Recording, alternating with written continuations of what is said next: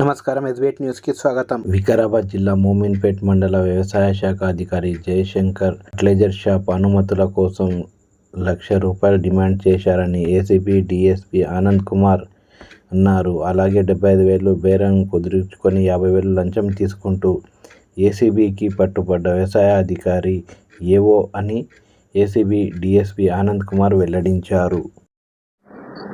నమస్తే అండి, నా పేరు Anand, DSP ACB Rangareddy range.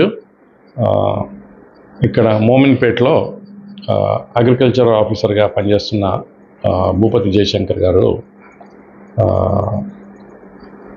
ఒక లైసెన్స్ ఇష్యూ చేయడానికి, అంటే ఫర్టిలైజర్, సీడ్, తర్వాత పెస్టిసైడ్స్ ఈ లైసెన్స్ ఇష్యూ చేసే విషయంలో ఒక వ్యక్తి నుంచి దాదాపు ₹1,00,000 డిమాండ్ చేశాడు. ఆ వ్యక్తి తర్వాత అతన్ని రిక్వెస్ట్ చేశాడు, ఇట్లా ₹1,00,000 చాలా ఎక్కువ సార్, అది కొంచెం తక్కువ చేయండి అంటే 75,000కి కుదుర్చుకున్నాడు. దాని తర్వాత ఆ లైసెన్స్ ఇష్యూ చేయడం జరిగింది.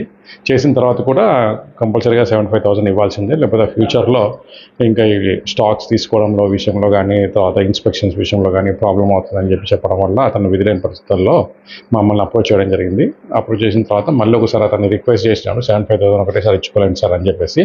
అంటే సరే 50,000 ఫస్ట్ ఇన్స్టాల్మెంట్గా, సెకండ్ ఇన్స్టాల్మెంట్ 25,000 ఇవ్వండి అని చెప్పేసి అతను చెప్పడం జరిగింది.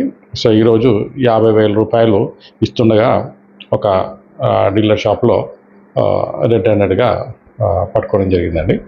సో ఈరోజు అతన్ని అదుపులోకి తీసుకున్నాము. తర్వాత విచారణ జరిపిన తర్వాత అతన్ని అరెస్ట్ ప్లస్ కోర్టులో ప్రొడ్యూస్ చేయడం అదంతా కూడా జరుగుతుందండి. ఈ షాప్ ఎవరిది అసలు స్టార్టింగ్లో, అంటే ఎన్ని రోజుల నుంచి వ్యవహారం జరుగుతుంది? ఇంకా దాదాపు ఒక 2 months నుంచి ఇది జరుగుతుందండి. అతను అప్లై చేయడం జరిగింది. ఒక 2 నెలల నుంచి ఈ విషయం నడుస్తూ ఉంది. ఇప్పుడు జిల్లా ప్రజలకు కానీ చాలామంది అంటే ఆఫీసర్ల దగ్గరికి డబ్బులు ఇవ్వడానికి జరుగుతుంటారు, ఏదో అవుతుందని చెప్పి, అటువంటి వాళ్ళకి అదండి, ఎవరైనా కూడా గవర్నమెంట్ ఆఫీసర్స్ తాము చేయాల్సిన పనిని చేయకుండా డబ్బులు డిమాండ్ చేస్తే మాకు 1064 టోల్ ఫ్రీ నెంబర్ ద్వారా కానీ, వాట్సాప్ ద్వారా కానీ మాకు కంప్లైంట్ చేస్తే డెఫినెట్గా యాక్షన్ తీసుకోవడం అనేది జరుగుతుందండి. నమస్తే. మరిన్ని వార్తలకు, ప్రకటనలకు SB8 news channel subscribe, like and share చేయగలరు.